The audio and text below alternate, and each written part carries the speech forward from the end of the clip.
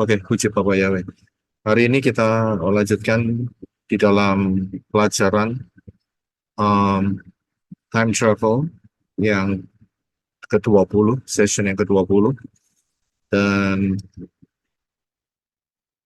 hari ini saya akan beri tema yaitu rahasia kiasan.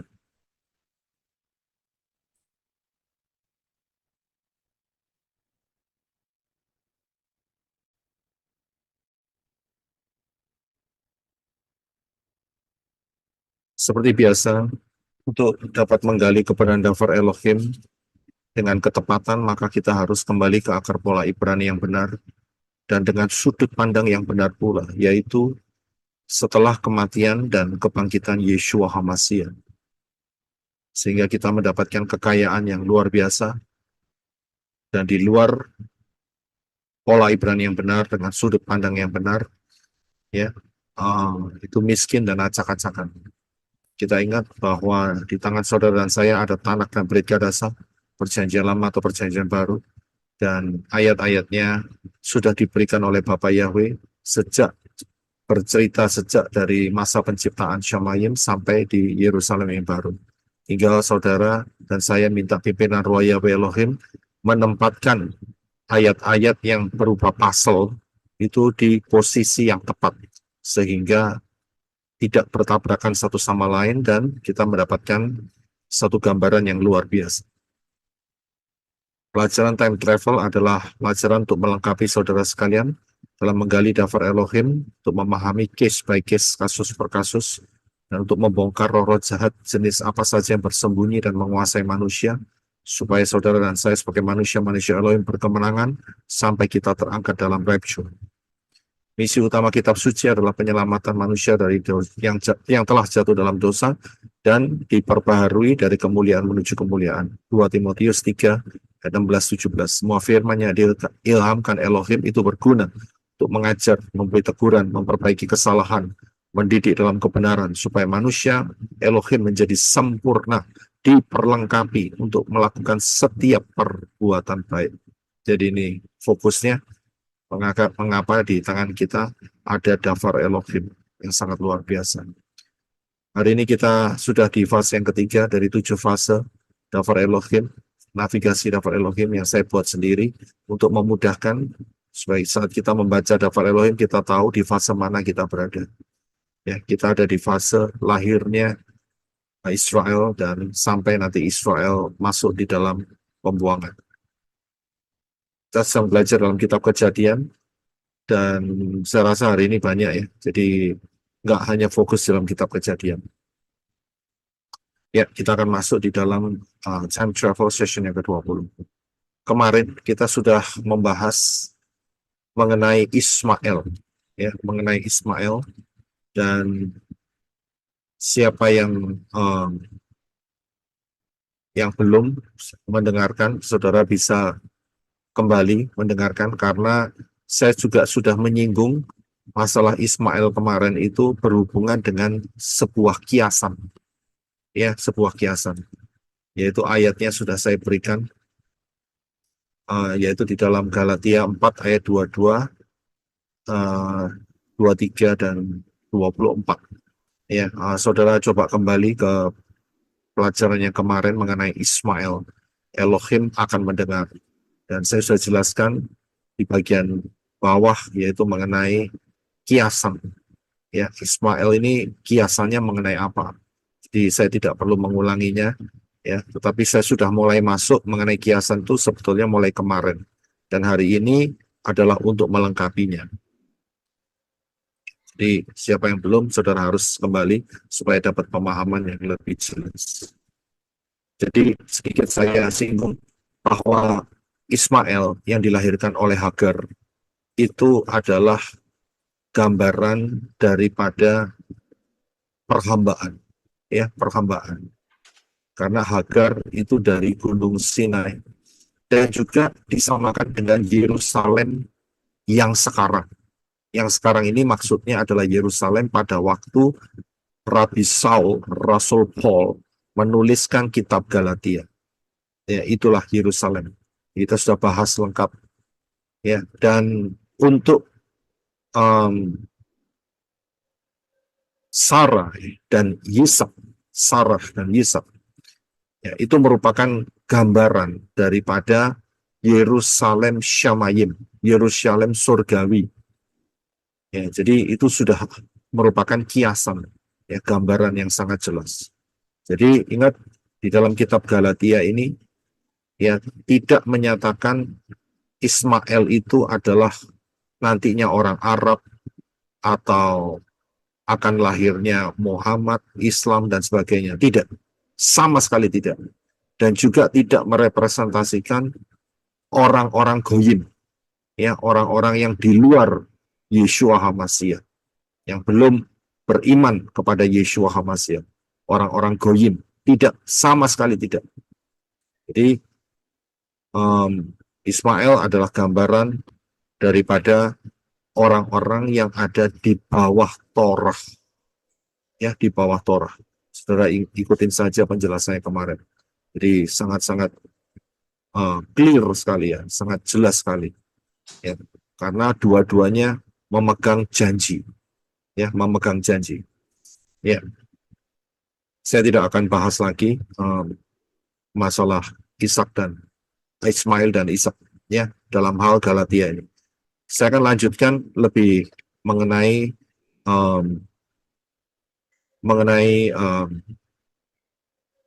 sudut pandang yang benar, ya, supaya saudara bisa melihat, ya, mengenai kiasan, ya, karena di dalam kitab suci ini Rabi Saul menuliskan cukup, ya, apa yang pernah terjadi sebelumnya, dan itu dari sudut pandang yang benar, itu merupakan kiasan.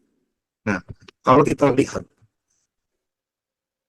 peristiwa-peristiwa yang terjadi sebelum Yeshua HaMashiach, ya, sebelum Yeshua HaMashiach. Ingat, ya, coba saudara tempatkan, jangan pikiran saudara di tahun kita sekarang, 2024. Tapi coba saudara taruh pikiran saudara sebelum kematian Yeshua. Peristiwa-peristiwa itu, baik mempersembahkan korban lewat apa itu namanya, cara membangun mezbah dengan batu, kemudian peristiwa Noah dengan air bahnya, kemudian peristiwa Israel yang dipimpin keluar dari Misraim, dari Mesir, dan kemudian juga mengenai tabernakel, itu merupakan realita saat itu. Itu realita. Itu suatu fakta sejarah. Itu realita yang nggak mungkin bisa diubah-ubah. Ya, bagaimana bisa dirubah, saudara? Oh, namanya sudah sejarah. Ya, jadi nggak bisa dirubah. Tapi di satu sisi, kalau kita melihat dari sudut pandang hari ini, yaitu tahun 2024, ya, atau dilihat dari sudut pandang sesudah kematian dan kebangkitan Yeshua sampai dengan hari ini dan seterusnya, maka peristiwa-peristiwa seperti air bah, keluarnya bangsa Israel dari Mesir dipimpin oleh Bapak Yahweh melalui fenomena tiang awan dan tiang api, kemudian adanya tabernakel Moshe, ya, yang merupakan saat itu adalah realita. Dari sudut pandang kita sekarang, itu semua merupakan kiasan atau bayangan. Pahami dulu ini. Ya, saya ulangi lagi.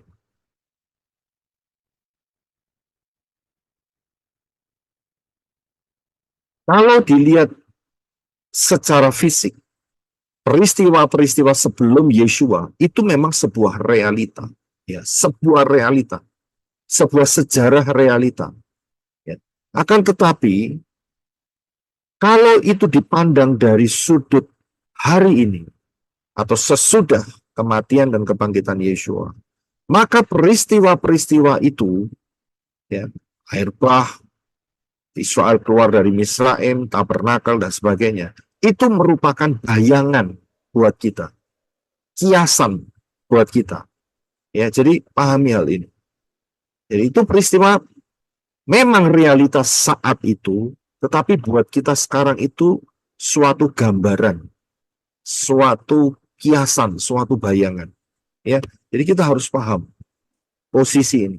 Nah, di dalam 2 Korintus 3 ayat 14, ya, ini dinyatakan, coba kita akan baca terlebih dahulu. Silakan Brother Reno. 2 Korintus 3 ayat 14. Namun pikiran mereka telah dikeraskan, sebab hari ini selubung yang sama tetap menyelubungi mereka dan tidak tersingkapkan pada waktu mereka membaca perjanjian lama. Sebab hanya Hamasia yaitu Yeshua yang dapat menyingkapkannya. Ya, terima kasih. Saudara perhatikan, semua peristiwa-peristiwa sebelum Yeshua, ya, itu harus disingkapkan untuk kita bisa mendapatkan makna realitanya pada hari ini, begitu. Dan caranya harus melihat kepada Yeshua Hamasia. Karena di dalam 2 Korintus 3 ayat 14 dikatakan, sebab hanya Hamasia Yeshua yang dapat menyingkapkannya. Nah, inilah yang saya maksudkan sebagai, ya, kembali ke pola Ibrani dengan sudut pandang yang benar. Sudut pandangnya harus melalui Yeshua. Kalau tidak melalui Yeshua, maka sejarah tinggallah sejarah. Peraturan tinggallah peraturan. Begitu, saudara. Jadi semuanya itu harus ada filternya, dan filternya itu adalah Yeshua. Ya, saya harap saudara bisa memahami. Jadi dengan cara demikian, maka semua peristiwa yang terjadi, ya, semua peristiwa yang terjadi, itu kita bisa ambil makna intinya dan bisa kita aplikasikan di saat ini. Ya, bisa kita aplikasikan di saat ini. Kita coba buka di satu ayat, yaitu dalam Ibrani 10 ayat 1 dari terjemahan Lukas. Silakan Brother Reno. Ibrani 10 ayat 1. Sebab Torah mengandung bayangan. Mengandung bayangan dari semua kebaikan yang akan datang dan bukan wujud sebenarnya dari perkara-perkara itu, sehingga Torah tidak pernah dapat menyempurnakan mereka yang datang dengan kurban-kurban yang sama yang mereka persembahkan setiap tahun terus-menerus. Ya, terima kasih. Oke, saya akan perbaiki sedikit supaya agak sedikit jelas ya.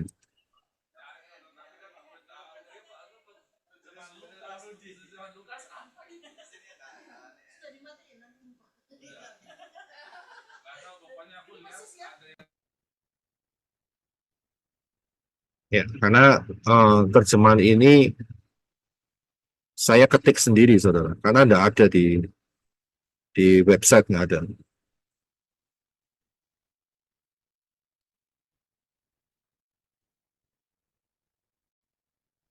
Jadi saya ketik sendiri, jadi ketambahan N tadi ya.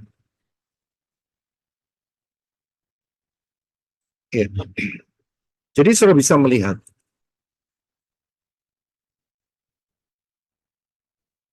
dari Ibrani 10 ayat 1 dikatakan bahwa di dalam Torah itu mengandung bayangan, gambaran, bayangan dari semua yang akan datang. Dari yang akan datang.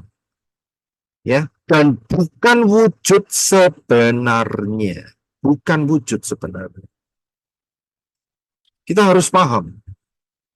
Jadi kisah-kisah yang ada sebelum Yeshua memang adalah kisah real, kisah nyata. Tapi dari sudut pandang kita sekarang itu adalah bayangan. Ya, kita harus tahu prinsip ini. Saat di mana manusia-manusia saat itu mengorbankan korban kepada Elohim Yahweh, Abraham, Daud, Noah, Habel, dan semuanya. Mereka bangun mezbah, mereka menyembelih domba, sapi, mereka bakar di atas kayu yang telah diletakkan di atas mezbah batu yang mereka dirikan. Itu merupakan bayangan. Memang realita kalau dilihat dari sudut pandang mereka, realita. Tapi buat kita sekarang itu bayangan yang akan datang. Ya, bukan wujud yang sesungguhnya, bukan. Termasuk praktek-praktek yang ada di dalam kemah suci itu merupakan bayangan yang akan datang dan bukan wujud sesungguhnya. Wujud sesungguhnya adalah Yeshua. Ya, wujud sesungguhnya adalah Yeshua. Bayangannya mereka mempersembahkan domba. Wujud sesungguhnya yang dipersembahkan di hadapan Bapak Yahweh adalah tubuh Yeshua. Saudara bisa lihat? Jadi kita harus paham akan konsep ini. Kalau nggak paham, kacau balau nanti jadi. Ya, jadi harus mengerti. Mau dilihat dari sudut mana dulu? Kalau sudut sebelum Yeshua, memang sebuah realita, sebuah perintah, sebuah ketetapan. Akan tetapi kalau dilihat dari sesudah Yeshua menggenapinya, hal-hal tersebut itu hanya bayangan. Ya, dan penggenapannya ada di Yeshua. Kita lihat satu ayat. Kolose 2, 16, 17. Silakan Brother. Kolose 2 ayat 16. Oleh karena itu, janganlah seorang pun menghakimi kamu dalam hal makanan atau dalam hal minuman, atau dalam penghormatan akan hari raya, atau mengenai bulan baru atau hari-hari sabat, 17, yang merupakan bayangan dari hal-hal yang akan datang, tetapi wujudnya adalah Hamasya. Ya, terima kasih. Saudara, perhatikan, hati-hati jangan terkecoh dengan ayat-ayat ini. Dan ayat-ayat ini tidak boleh dipotong seenaknya sendiri. Tidak boleh. Orang dari pola Yunani itu suka potong ayat ini dan menyatakan, lihat, ya, jangan kamu menghakimi dalam hal makanan atau hal minuman. Jadi boleh makan apa saja, termasuk cacing, anjing, ya toh, babi, ya babi guling, ya kan, terus macam-macam, buaya, kuda, onta, dimakan semua, saudara. RW juga, ya kan, dimakan semua. Ayat ini tidak bicara soal itu. Kemudian dipotong lagi oleh orang Yunani, lihat itu, jangan menghakimi hari-hari Sabat. Sabat tidak ada. Sabat sudah ditiadakan.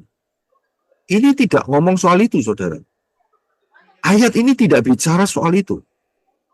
Ayat ini menyatakan, ayat 17 itu merupakan kuncinya, yang merupakan bayangan dari hal-hal yang akan datang, tetapi wujudnya adalah Hamasya, Yeshua. So bisa lihat? Nah, inti dari apa ayat ini, ya, ayat ini adalah praktek-praktek Torah yang merupakan bayangan yang akan datang. Itu ayatnya yang tadi ya, di atas ya. Ya, ayatnya di ini, Ibrani 10 ayat 1. Torah mengandung bayangan dari semua kebaikan yang akan datang dan bukan wujud sebenarnya.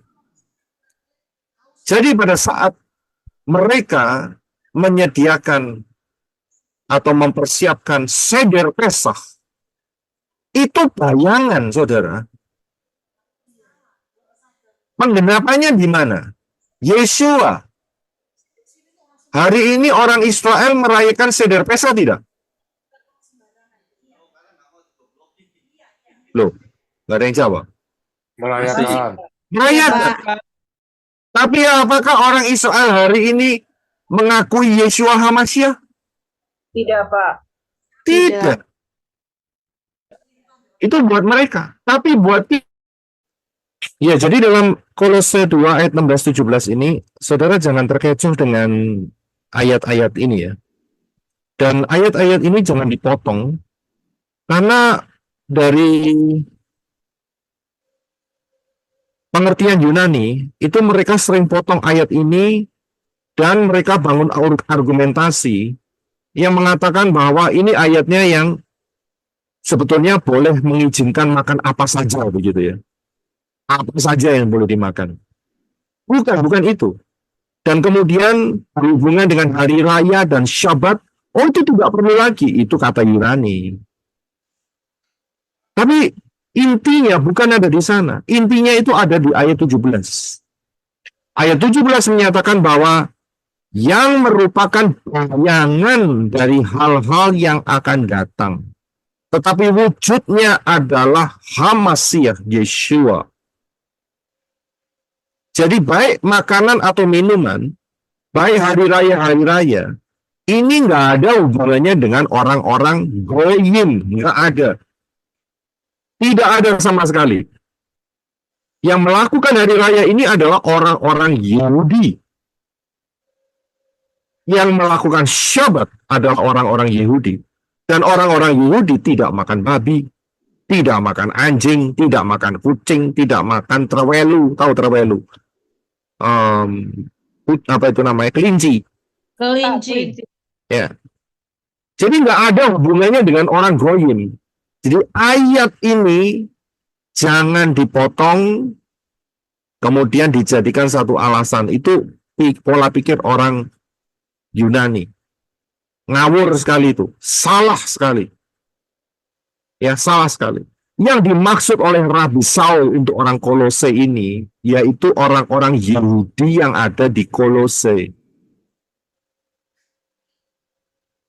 Dan mereka dikasih pengertian. Mereka sudah tahu tradisi Seder Pesah. Dalam hal ini, Rabi Saul mau menyatakan, itu hanya bayangan. Termasuk hari raya, bulan baru, termasuk hari-hari Sabat. Hari-hari Sabat ini adalah Sabat Gadol dan Sabat Mingguan. Yang punya siapa? Yunani, bukan Yahudi yang punya. So bisa lihat. Dan merupakan semua itu adalah bayangan. Baik makanan, minuman, hari raya, bulan baru, hari Sabat, itu merupakan Torah. Kalau kita lihat di dalam Ibrani 10 ayat 1. Torah mengandung bayangan dari semua kebaikan yang akan datang dan bukan wujud sebenarnya. Saya bisa lihat, itu bayangan semua. Kalau saudara perhatikan, saya berikan, ada orang yang pakai apa itu namanya, talit, dengan memegang apa itu tanaman dan buah itu, ini perayaan apa ini? Perayaan apa mereka lakukan ini? Siapa yang tahu? Sukot, Pak. Ya, terima kasih. Itu adalah lulaf. Ya, itu adalah lulaf yang mereka pegang. Ini Sukot. Inilah yang disebut sebagai hari raya, penghormatan akan hari raya. Hari raya, hari Sabat Gadol. Semua itu bayangan. Wujudnya siapa? Yeshua. Sudah bisa lihat. Hari ini, orang Israel, Seder Pesah. Yes. Orang Israel, orang Yahudi, mereka merayakan Sukot dan 7 hari raya lainnya. Yes. Tetapi mereka tidak mengakui Yeshua HaMashiach. Berarti saat mereka makan Seder Pesah dan juga melakukan hari raya, perayaan-perayaan ini, mereka melakukan sampai hari ini ya, tahun 2024 ya, mereka melakukan dalam kapasitas bayangan.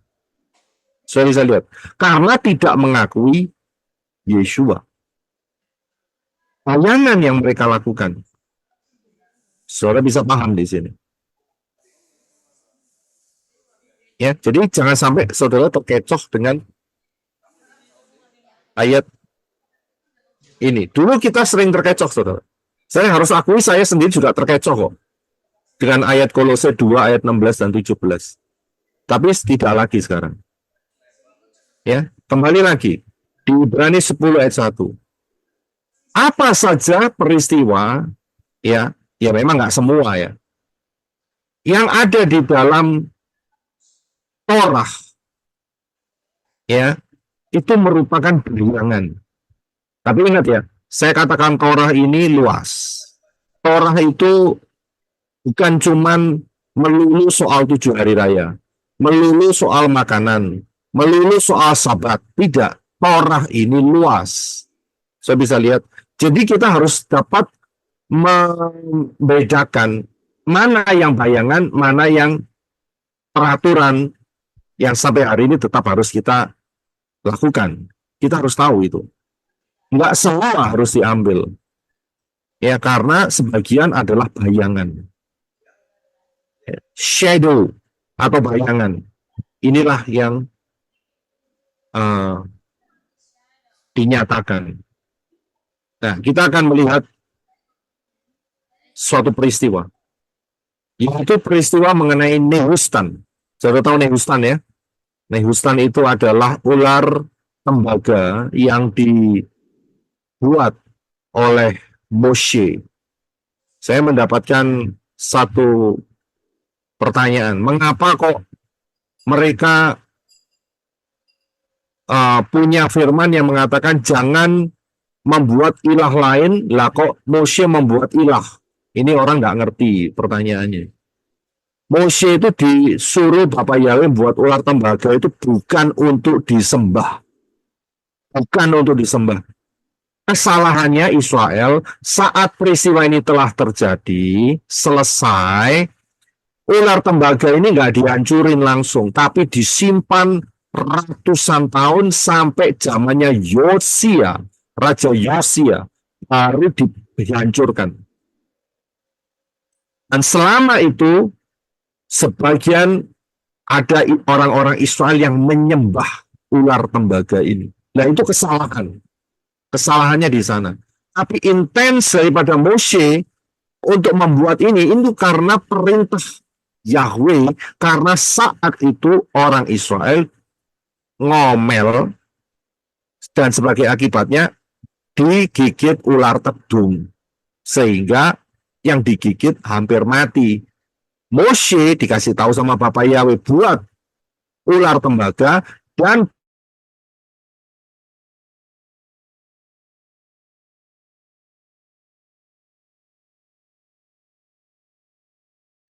Suara Pak Roy hilang lagi. perintahkan siapa yang melihatnya itu, dia nggak akan mati. Suaranya Itu loh hilang lagi, ceritanya. Pak. Jadi putus lagi nih. Hilang lagi, Pak. Suaranya hilang-hilang, Pak. 2 kali putus, tapi udah nyambung. Ya udah nyambung lagi nih. Sekarang bagaimana? Oke. Bagus, Udah, Pak. Sudah, Pak. Pak. Sekarang udah nyambung? Udah, Pak. Udah. Udah, Pak. Udah ya, oke.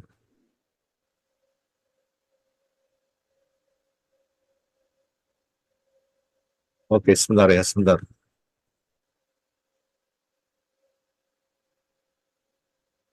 Ya, oke. Kalau saudara langsung kasih pemberitahuan sama saya, kalau sampai terputus ya. Ya, Pak. Baik, Pak.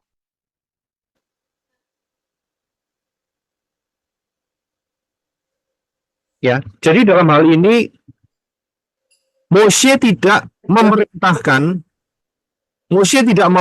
orang Israel untuk menyembah Nehustan.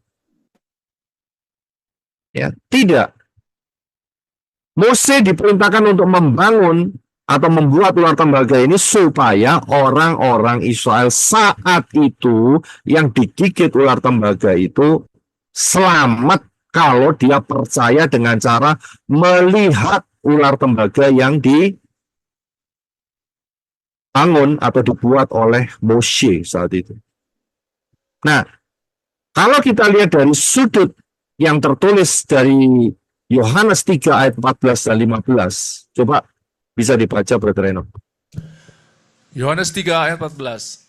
Sama seperti Moshe meninggikan ular di padang gurun, yaitu Nehustan, begitu pula anak manusia harus ditinggikan. 15. Supaya setiap orang yang percaya kepadanya tidak binasa, tetapi beroleh hidup kekal.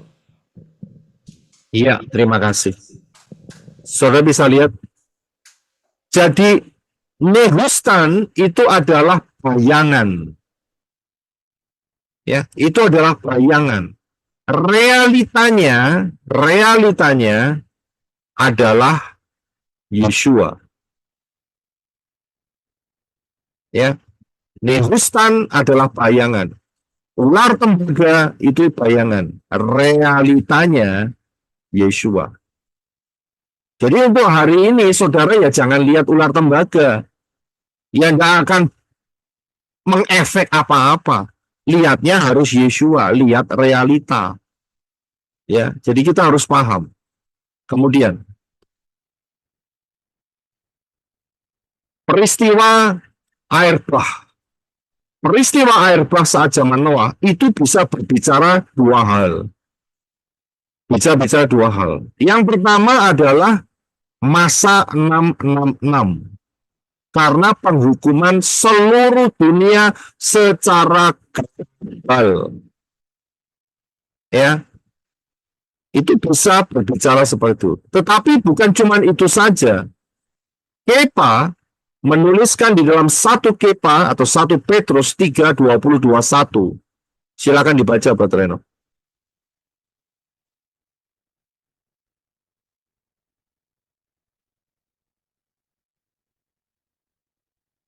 Silakan dibaca, Brother Reno.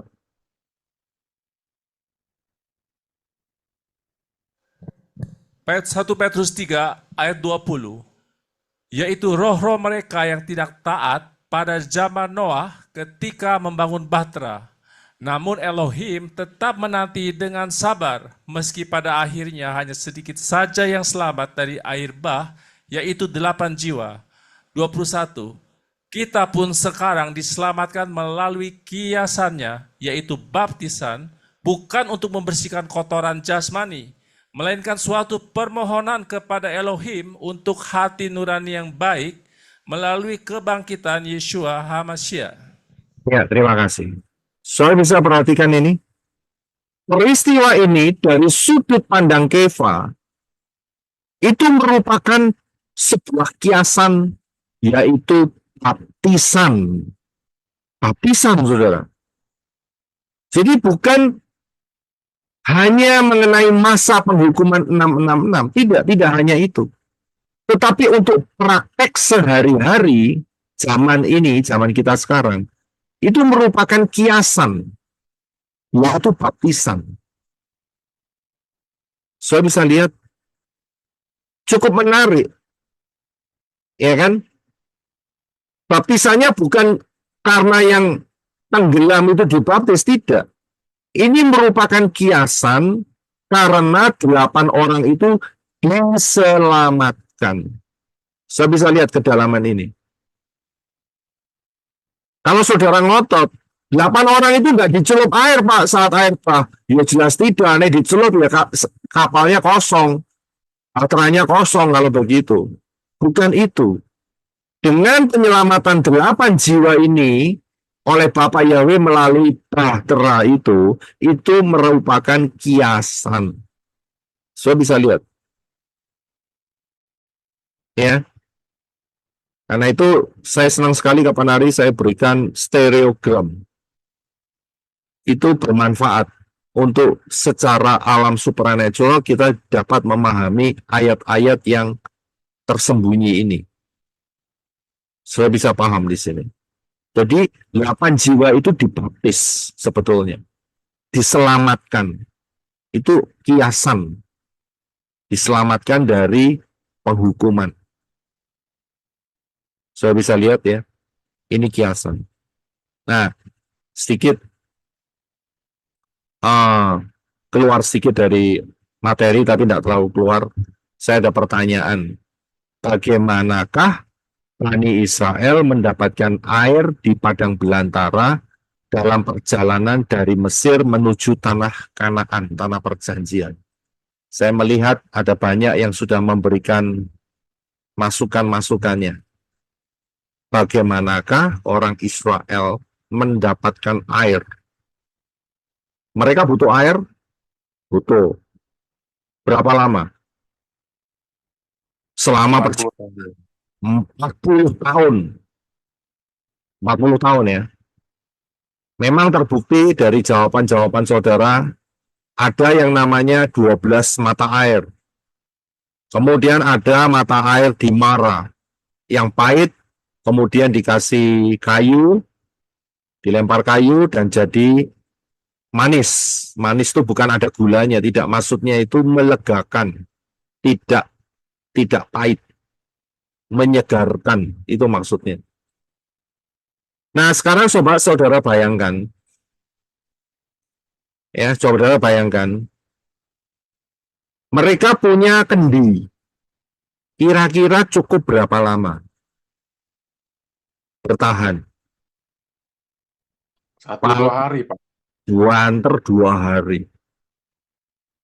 Belum lagi mereka butuh untuk cuci baju. Betul kan? Membasuh.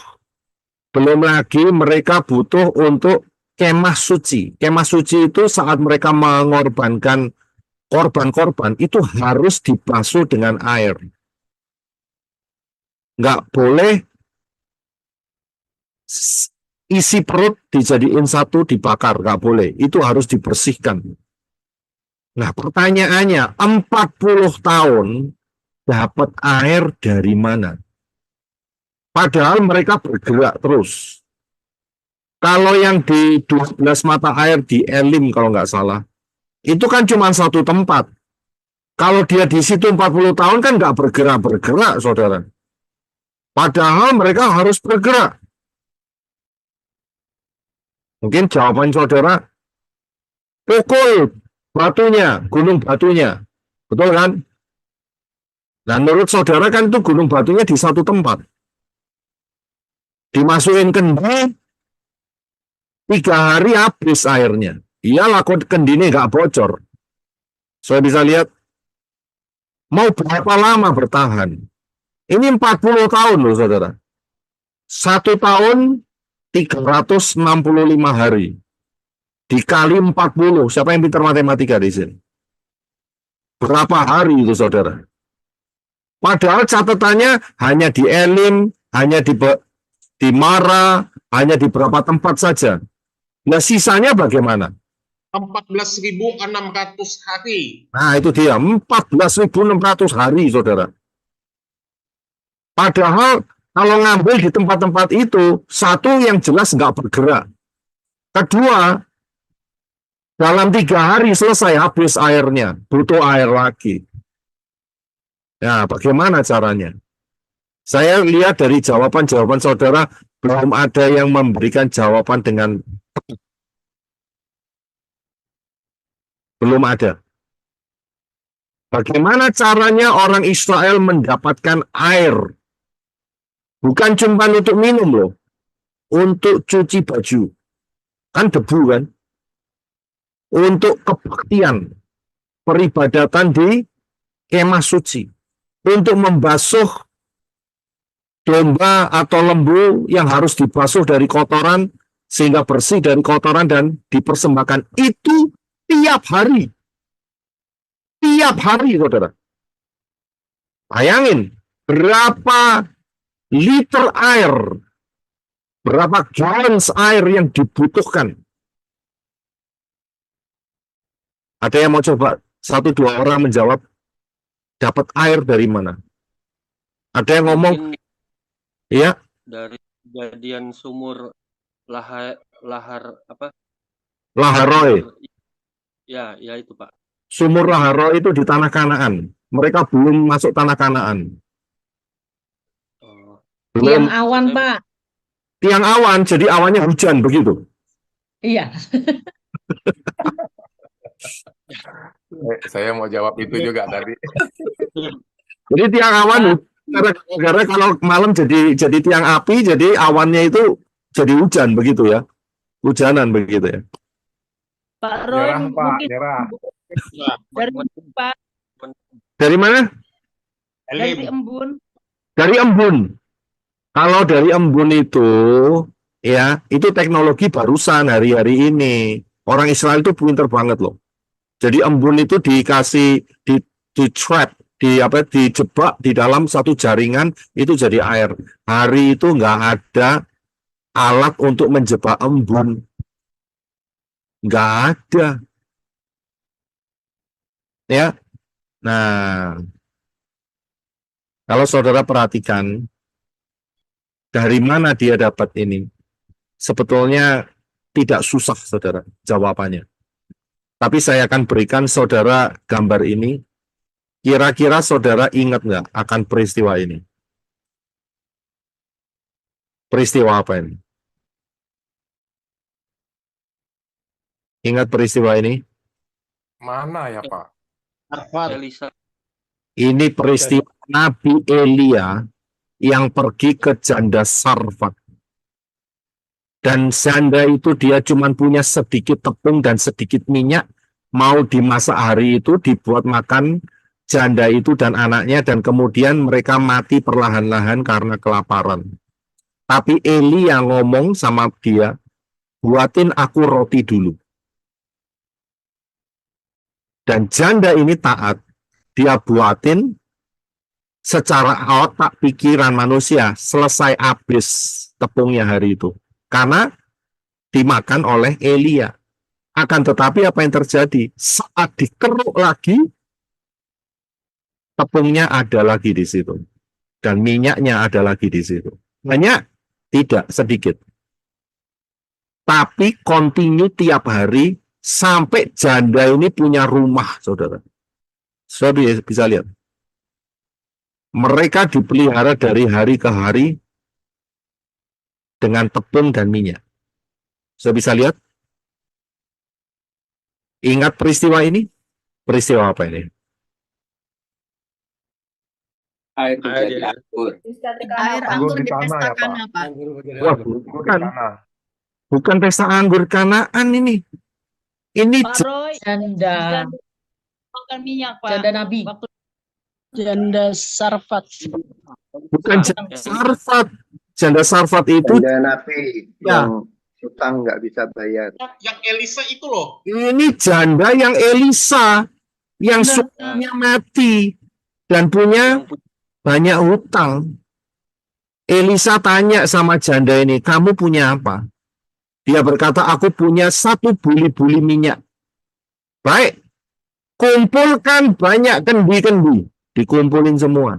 Saya lihat, dan tuang minyak itu. Dituang, saudara. Jadi, minyak dari buli-buli yang kecil itu dituang sampai memenuhi semua kendi-kendi, ember-ember, semua itu penuh semua. Saya bisa lihat, dari cuman buli-buli kecil saja, saudara. Saya bisa lihat. Buli-buli kecil itu kan isinya cuma minyak sedikit, saudara. Tapi bisa memenuhi semua kendi-kendi, ember-ember, jerigen-jerigen yang ada di situ. Tempat-tempat air yang ada di situ, yang kosong yang mereka sediakan untuk menampung minyak ini, saudara. Ya, ini karya Bapak Yahweh yang luar biasa. Nah, pertanyaannya kembali lagi, bagaimana caranya Israel mendapatkan air, baik untuk minum, baik untuk melakukan pembasuhan binatang-binatang korban, untuk melakukan cuci baju dan sebagainya. Ya, kita akan baca di dalam 1 Korintus ayat 10, pasal 10 ayat 1 sampai 6. Silakan Brother Eno. 1 Korintus 10 ayat 1. Aku ingin kamu mengetahui saudara-saudaraku bahwa leluhur kita semua berada di bawah perlindungan awan dan mereka semua telah melintasi laut. 2. Mereka semua telah dibaptis di dalam awan dan di dalam laut untuk menjadi pengikut Moshe. 3. Mereka semua telah makan makanan rohani yang sama. 4. Mereka semua telah minum minuman rohani yang sama, sebab mereka minum dari batu karang rohani yang mengikuti mereka, dan batu karang itu adalah Hamashiach, yaitu Yeshua. 5. Namun Elohim tidak berkenan kepada sebagian besar dari mereka, karena mereka dicerai-beraikan di padang gurun.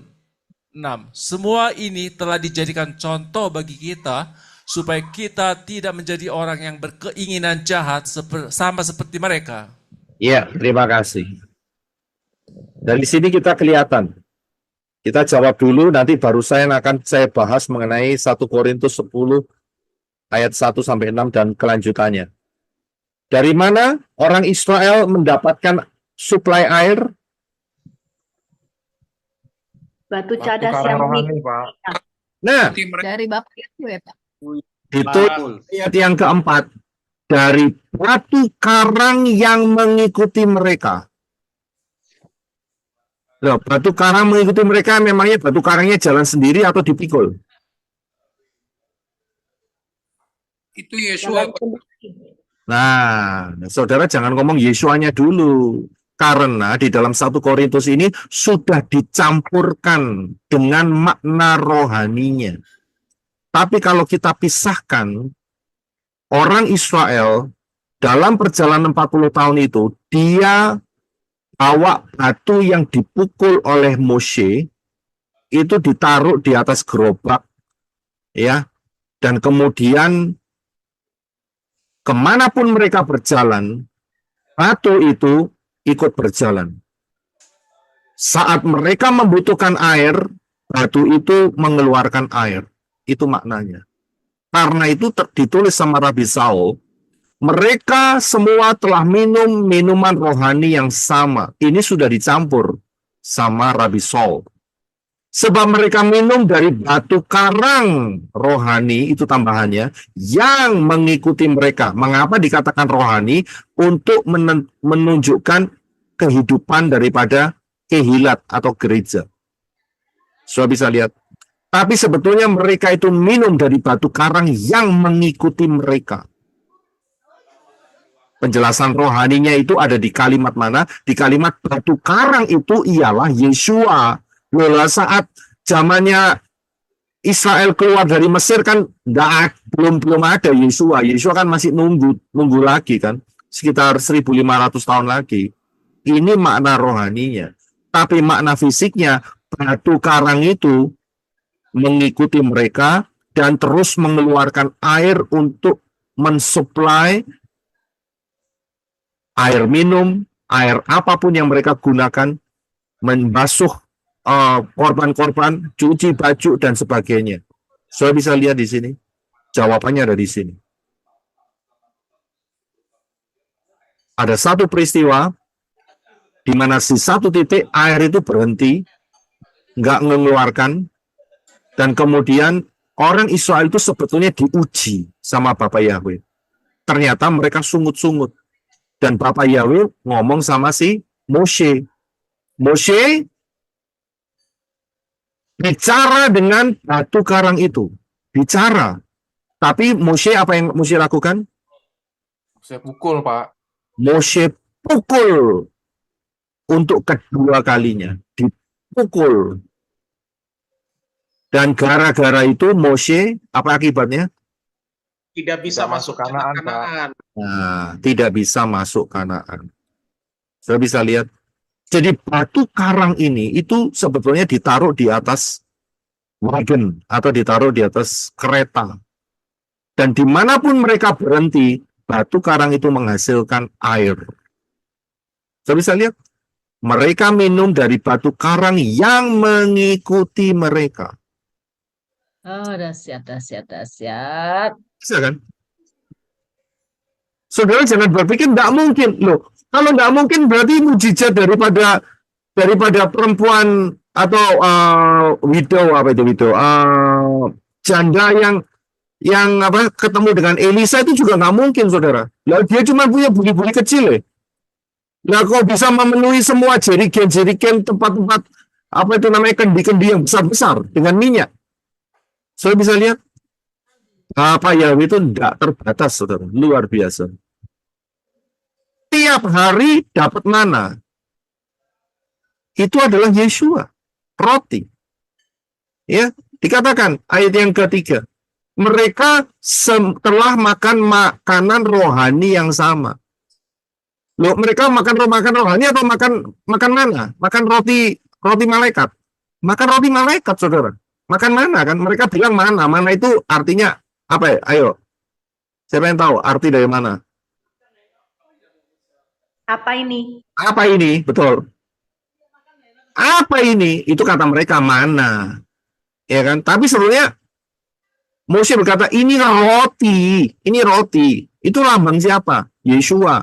Nah, ayat 6 dikatakan, semua ini telah dijadikan contoh, kiasan, gambaran bagi siapa? Bagi kita. Bagi kita itu mewakili Rabi Saul saat menulis 1 Korintus. Ya, dan posisinya setelah kematian dan kebangkitan Yeshua. Ini yang benar. Posisi Rabi Saul itu benar kalau melihat apa saja yang terjadi sebelum Yeshua yang berkenaan dengan orang Israel. Saudara bisa lihat contoh itu kiasan. Saudara paham ya posisinya? Ya. Ini penting sekali karena sampai hari ini banyak orang yang kacau, nggak bisa mikir di sini, nggak bisa membedakan. Oh, ini Torah bagian kiasan atau Torah bagian pengajaran yang tidak bisa dijadikan kiasan.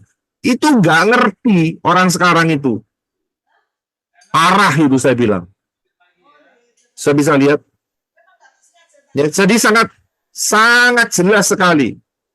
Ya. Ini kiasan. Itu contoh. Dan dilanjutkan supaya kita tidak menjadi orang yang berkeinginan jahat sama seperti mereka. Kejahatan apa? Ya, coba kita lihat ya selanjutnya ya. Kejahatan apa yang dilakukan oleh Israel? Yaitu 1 Korintus 10 ayat yang ke-7 kelanjutannya sampai yang ke-11. Silakan Brother. 1 Korintus 10 ayat 7. Hendaklah kamu tidak menjadi penyembah-penyembah berhala sama seperti beberapa orang dari mereka. Sebagaimana telah tertulis, bangsa itu duduk untuk makan dan minum, dan mereka bangun lalu menari-nari. 8. Hendaklah kita tidak melakukan percabulan sama seperti beberapa orang dari mereka yang telah berbuat cabul, sehingga dalam satu hari telah mati 23.000 orang. 9. Hendaklah kita tidak mencobai Hamasya, Yeshua, seperti beberapa orang dari mereka yang telah mencobainya dan mati di pagut ular.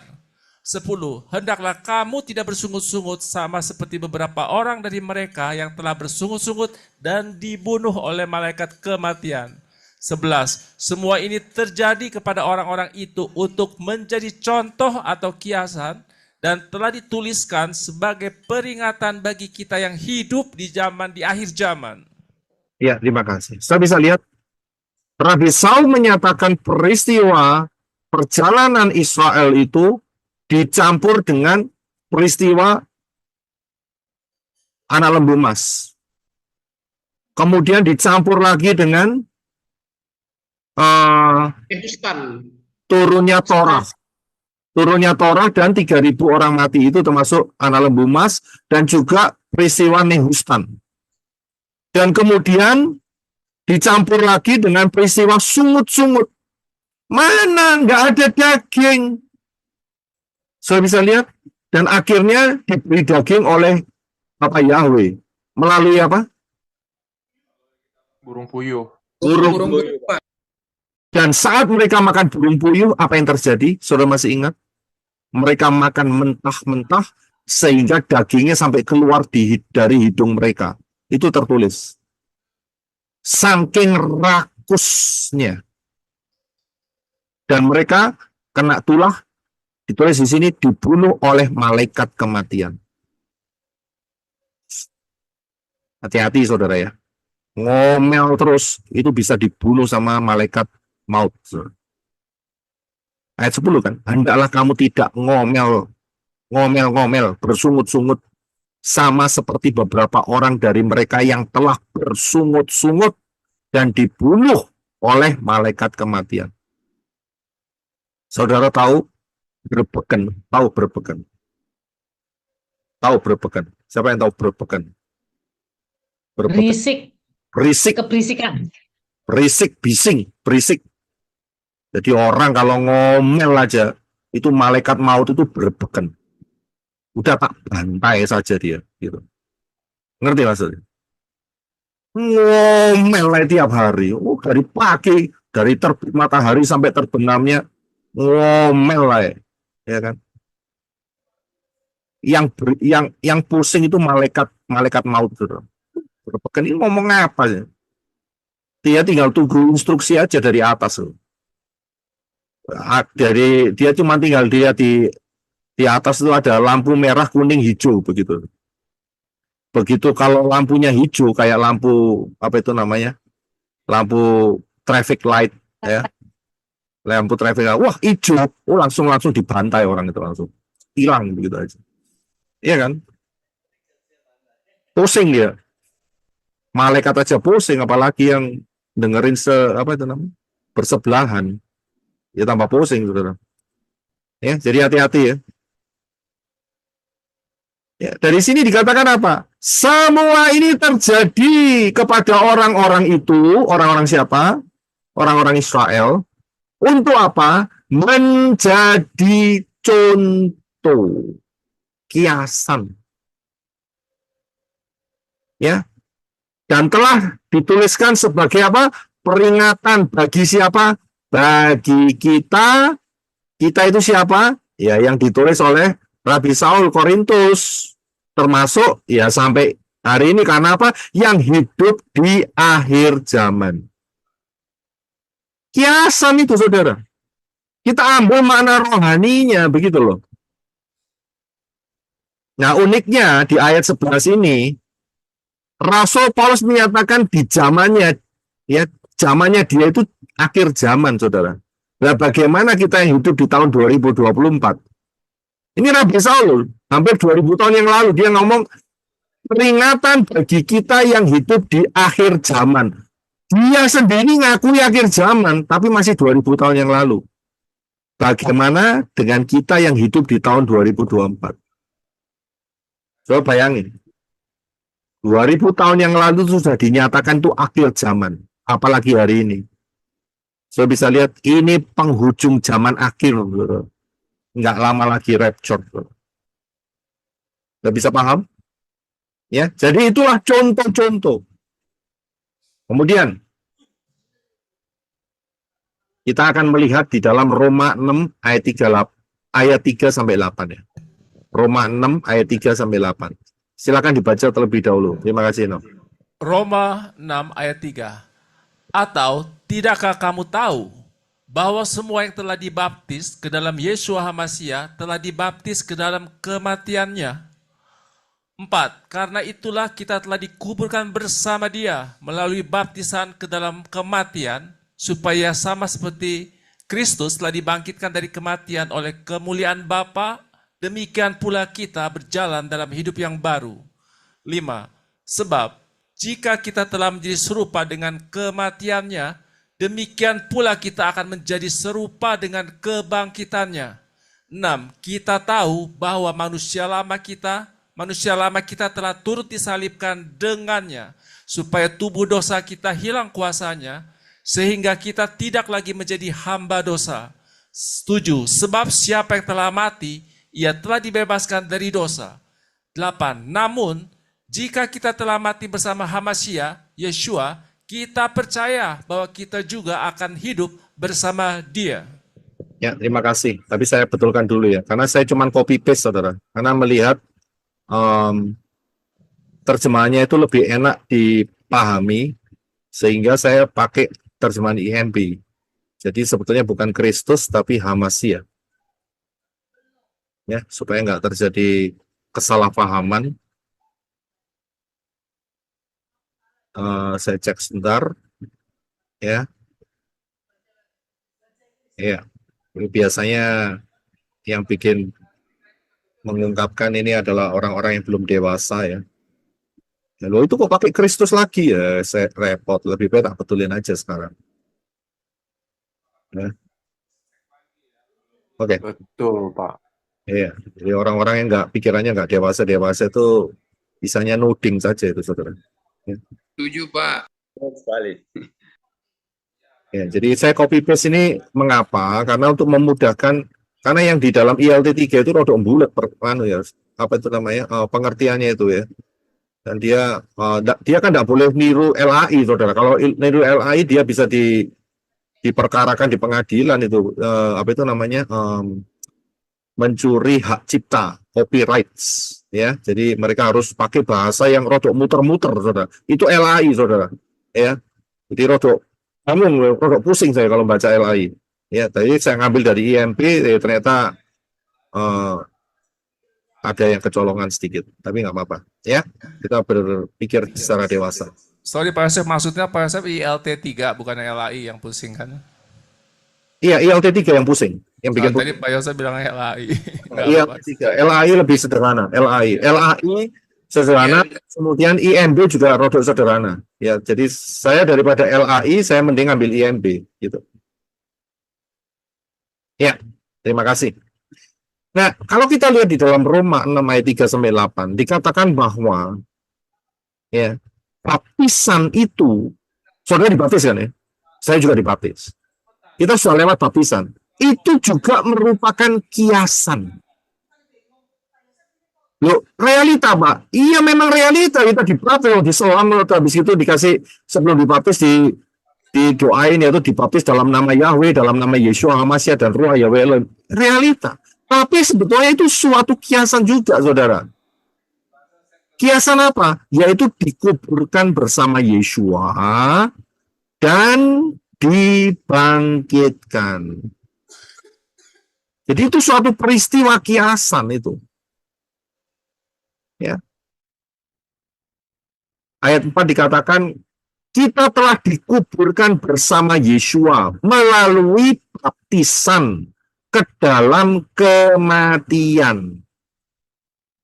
Ya. Dan kemudian supaya sama seperti Yeshua HaMashiach Yeshua telah dibangkitkan dari kematian oleh kemuliaan Bapa, demikian pula kita berjalan dalam hidup yang baru. Jadi saat saudara keluar dari air, ya, itu identik dengan saudara hidup di dalam hidup yang baru. Masa yang baru, bukan masa yang lama. Ayat 5, jika kita telah menjadi serupa dengan kematiannya, demikian pula kita akan menjadi serupa dengan kebangkitannya. Saya bisa lihat. Jadi nggak bisa kematian Yeshua kemudian kita harus mati. Mati ya bubar ceritanya, saudara. Iya kan? Ya pindah alam nih ceritanya. Tapi menggunakan kiasan. Kiasannya apa? Baptisan. Karena itu baptisan ya harus pakai airnya banyak, bukan cuma dicipratin begitu, saudara. Ya, dan ayat 8 dipertegas, jika kita telah mati bersama HaMashiach Yeshua, kita percaya, kita beriman bahwa kita juga akan hidup bersama Dia. Saudara bisa lihat. Bukan berarti saudara ngomong begini, wah kalau itu kiasan, berarti bisa dibaptis, bisa tidak, ya keliru. Oh, disuruh baptis sama Yeshua. Siapa percaya dan dibaptis akan diselamatkan. Saya bisa lihat. Walaupun dalam bentuk kiasan, tetap harus dilakukan. Ya, paham ya dalam hal ini ya. Itu mengenai baptisan. Kemudian, kalau kita sudah belajar banyak ya, mengenai kemah suci. Ini kiasan tidak? Kiasan, saudara. Kiasan, Pak. Kiasan. Kita belajar sudah kemah suci sampai session 12 lengkap, saudara. Session 1 sampai 12. Itu bicara kalau sudut pandang kita sekarang kiasan. Kalau sudut dari zaman sebelum Yeshua, ya bukan kiasan, realita. Begitu. Zaman kita ini kiasan. Kiasan apa? Pintu keselamatan. Wah, macam-macam. Yes. Nek tak ulangi ya, enggak selesai-selesai, saudara. Iya kan? Saudara bisa ikutin sendiri kemah suci session pertama sampai 12. Itu kiasan. Kenyataannya kapan ya? Kenyataannya di kita sekarang ini nanti. Saat kita diselamatkan, saat kita nanti masuk ke Yerusalem yang baru, saat kita nanti masuk di dalam Yerusalem yang baru, kerajaan 1000 tahun terlebih dahulu, kemudian Yerusalem yang baru, kemudian kita penuh dan dipimpin oleh Roh Yahweh Elohim. Itu kenyataannya sekarang. Tapi kiasannya diambil dari kisah yang sudah ada, yaitu kemah suci, tabernakel. Ini kiasan. Kemudian, masuk tanah perjanjian. Ini kiasan bukan? Kiasan, Pak. Kiasan. Mengenai apa? Kiasan mengenai apa? Masuk tanah perjanjian. Kiasannya apa? Masuk ke kerajaan 1000 tahun, Pak. Yerusalem baru, Pak. Yerusalem baru. Yerusalem baru. Armageddon ya, Pak? Nah, Wah. ya. Jadi ada Yerusalem baru. yang bisa kita ambil. Ya, ada banyak yang kita bisa ambil dari masuk tanah perjanjian. Ya. Dipimpin oleh siapa? Yosua, bukan Moshe, bukan Torah. Yang masuk, bikin kita masuk dalam tanah perjanjian itu adalah Yeshua. Kita bisa lihat, ini bisa berarti mengenai apa? Kerajaan 1000 tahun. Millennial Kingdom. Saya sudah ajarkan di dalam kode rahasia angka 2000. Angka 2 sama dengan 2000 tahun. Itu pengajarannya ada di sana. Jadi ini kiasan mengenai ini. Juga merupakan kiasan mengenai apa lagi? Mengenai selain daripada ini, selain daripada kerajaan 1000 tahun, kiasan mengenai apa? Yerusalem baru, Pak. Yerusalem baru, Pak. Yerusalem baru juga boleh, juga bisa. Ya, juga bisa. Ya, satu tanah perjanjian, Syamayim, boleh juga, nggak masalah. Apalagi? Dari sudut pandang yang lain, apalagi kira-kira? Bumi baru boleh nggak? Ya, bumi baru ya, seperti Yerusalem yang baru sama seperti kerajaan 1000 tahun, sama. Apalagi? Pak. Hidup kekal, Pak, selama-lamanya bersama Bapak Yahweh. Itu sama dengan kerajaan 1000 tahun dan Yerusalem baru, sama. Apalagi? Rapture, Pak. Kemerdekaan di dalam Yesua, Pesta Pak. kawin anak domba, Pak. Rapture itu sama dengan hidup kekal, sama dengan kerajaan 1000 tahun, sama dengan Yerusalem baru. Kalahnya Satan. Kalahnya Satan? Maksudnya kalahnya Satan? Yang Bebas hilang dari dan perbudakan setan, Pak. Bebas dari perbudakan setan. Kalau bebas dari perbudakan setan, itu keluar dari Mesir. Itu kiasannya dari sana. Apa? Satu lagi. Hidup di dalam Yesus bangsa yang baru ya, Pak. Satu-satu. Main hard dulu. Hidup di dalam Yeshua, Pak. Apa? Hidup di dalam Yeshua. Nggak jelas. Hidup di dalam Yeshua, Pak. Di dalam Yeshua. Hidup di dalam Yeshua. Hidup di dalam Yeshua, lebih spesifik lagi. Yesus bangkit dari maut. Yeshua bangkit. Dari hidup lama, Lahir Pak. baru ya, Pak. Menjadi manusia Elohim. Menjadi manusia baru itu sudah melewatin baptisan, yaitu Laut Teberau. perjamuan. Tubuh dan darah Yesus, Pak. Perjamuan bukan. Baik. Saat Israel masuk ke tanah Kanaan, apa yang terjadi?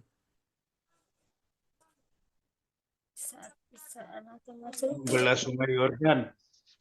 Perang. Perang. Siapa yang ngomong perang tadi? Perang. Brother Henry. Saya bisa lihat apa hubungannya dengan perang? Armageddon ya?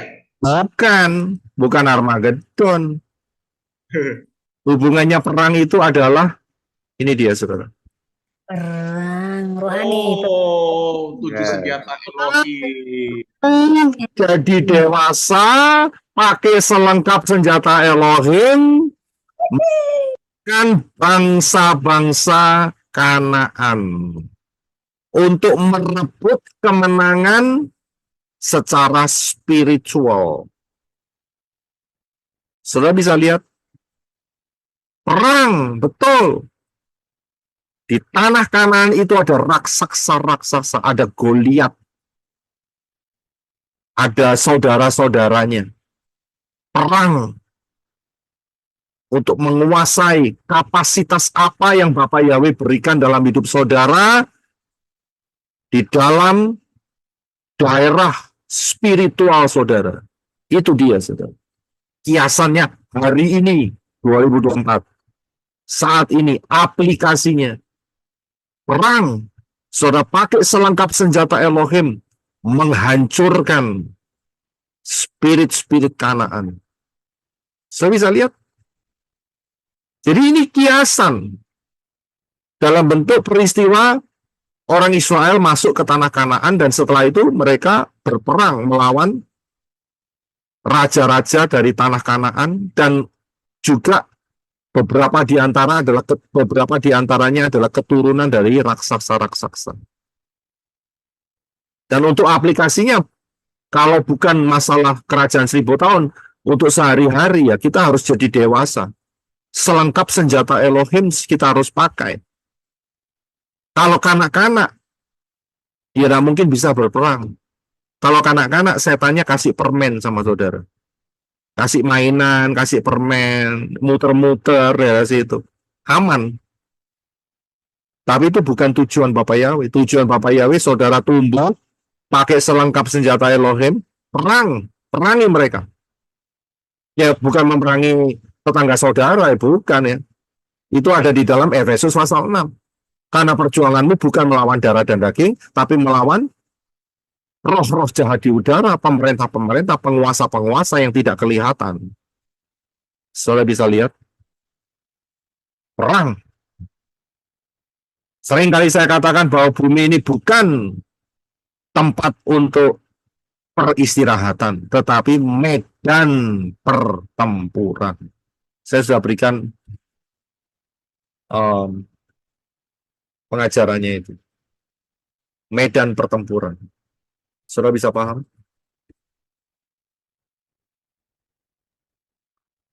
Jadi kita harus bisa melihat dari sudut pandang yang benar. Ya. Apa yang terjadi sebelum Yeshua itu bayangan. Seder Pesach, termasuk Tisha B'Av, termasuk sunat, itu adalah bayangan. Masalah sunat minggu depan akan sangat gamblang dan jelas sekali. Tapi saya jelaskan sedikit, itu bayangan. Realitanya itu kita sekarang, yaitu penuh dan dipimpin oleh Ruah Yahweh Elohim. Dan salah satu manifestasinya adalah speak in tongue. Terlalu bodoh sekali orang yang menyatakan Yeshua tidak mengajarkan speak in tongue. Itu statement orang bodoh. Bahwa Roh Kudusnya belum datang mengajarin speak in tongue. Jadi kita harus betul-betul paham dari sudut pandang yang benar supaya nggak keliru.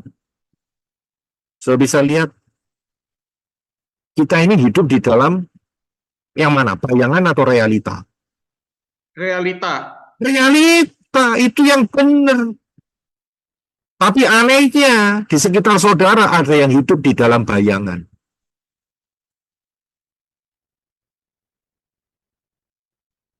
Yang hidup di dalam fase bayangan atau fase kiasan itu adalah yang kembali ke pola yang lama, yang juga sama dengan dikuasai roh perbudakan, yaitu roh Hagar dan Ismail, dan termasuk kategori mengikuti Injil yang lain. Itulah orang-orang, grup, atau siapapun yang mengikuti hidup dalam fase kiasan atau bayangan. Dan sangat jelas dari Galatia kemarin, yang hidup di dalam roh perbudakan tidak mewarisi apa-apa. Paham, saudara? Siapa-siapa saja mereka, lihat saja gambar di atas. Seder Pesach, Tisha B'Av, sunat. Gampang toh. Nggak usah lama-lama. Saudara pasti tahu.